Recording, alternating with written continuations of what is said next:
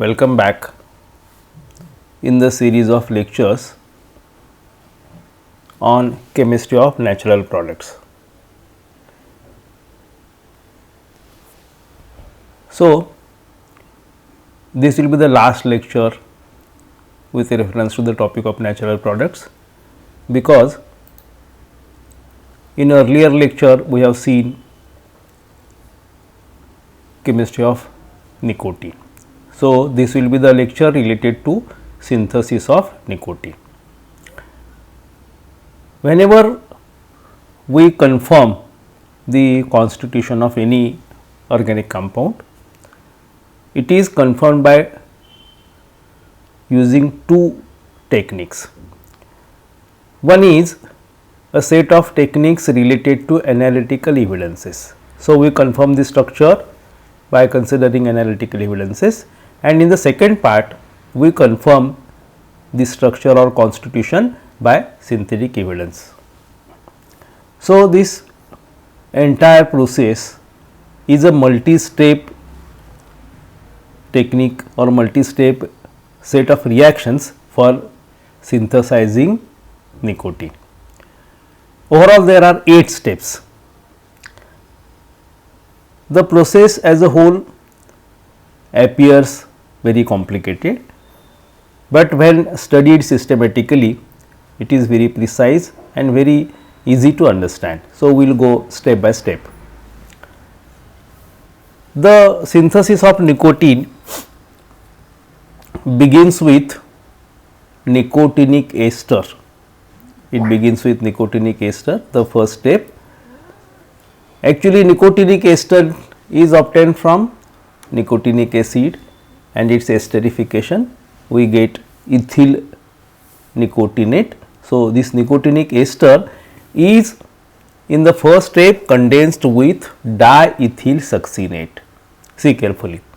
So, we begin with, you may begin with nicotinic acid can be converted into nicotinic ester, that is ethyl nicotinate, and it is allowed to react with diethyl succinate.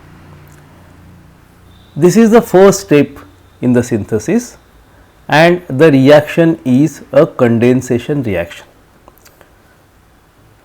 In presence of sodium ethoxide, the condensation takes place and a molecule of C2H5OH is eliminated. So, C2H5 portion, O portion from this ester group and hydrogen from this CH2 CO C2H5 is eliminated. So, we get this condensation product. So, see once again, nicotinic ester undergoes condensation with diethyl succinate in presence of sodium ethoxide. With elimination of C2H5OH, we get a condensed product. Okay. So, this is the first step.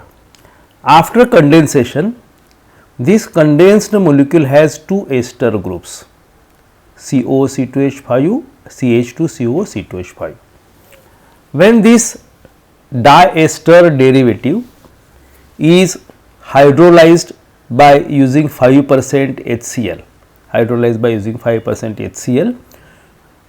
the product of hydrolysis is now a dicarboxylic acid with elimination of two molecules of C2H5OH minus C2H5OH. So, these C2H5O groups are eliminated and we get acid. Obviously, whenever we hydrolyze any ester, we get alcohol and acid. So, the alcohol is eliminated and we get a dicarboxylic acid. So, this is the second step. Third step, as there are two COOH groups in vicinity closer to each other, it undergoes easy decarboxylation. So, minus CO2 is given out, decarboxylation takes place, and after decarboxylation what remains is this compound. This is your pyridine ring COCH2 CH2 COOH, COCH, this becomes CH2 CH2 CH2 COOH. Okay. So, we get this carbonyl derivative keto acid is there. It is a result of decarboxylation. Okay. So, after decarboxylation, the compound is further esterified. As usual, for esterification, acid is to be treated with alcohol in presence of strong acid. Esterification converts this COOH group into corresponding ester. As we use ethyl alcohol, we get COOCH5, that is ethyl ester. So, we get the product as ethyl ester. Then this ester in the next step is allowed to react with methylamine. Our interest is to introduce this NCH3 group. Okay. So, it is treated with methylamine. Again the reaction is condensation reaction. During this condensation, this carbonyl oxygen is eliminated in the form of H2O, and we get we get a complex having substituted NCH3 substituted compound. So, this is condensation with methylamine. Now, as we have a compound having C double bond NCH3 group, it is catalytically reduced by using H2Ni at 65 atmosphere. The temperature is 413 to 425 Kelvin. C double bond NCH3 is converted into CH single bond NHCH3. So, this reduction is carried out, and in the next step it is of hydrolysis, and side by side cyclization takes place. Hydrolysis eliminates again C2H5OH, and at the same time the ring is closed down, cyclization takes place, and we get this product. Basically, this product is a DL mixture. We get DL mixture, and this DL mixture has to be separated, has to be resolved.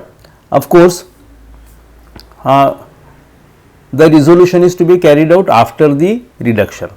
So, the cyclized product is once again reduced by using LiAlH4, where the carbonyl group is reduced, and we get a DL mixture of nicotine. This is DL nicotine, and the mixture is further resolved by using D-tartaric acid, and we get the final product. So, I will repeat once again the reactions. So, we begin with condensation. Condensation of nicotinic ester with diethyl succinate. Condensation product is a diester. This diester is hydrolyzed into dicarboxylic acid. Dicarboxylic acid is subjected to decarboxylation to get a monocarboxylic acid, which is a keto acid. This is further esterified to get corresponding ester. It is treated with methylamine to get the substituted product, NCH3 substituted product, which is further catalytically reduced, and after reduction it is hydrolyzed, which is followed by cyclization. The cyclized product contains a carbonyl group which is reduced by LiAlH4, lithium aluminum hydride, and we get a DL mixture of nicotine. This DL mixture is resolved by using D-tartaric acid to get the separate nicotine form. So, in this way the synthesis of nicotine can be carried out. So, you go through these steps very carefully. You remember stepwise the entire process, and then it will be very easy to remember the overall synthesis. Okay. So, let us stop here. Thank you.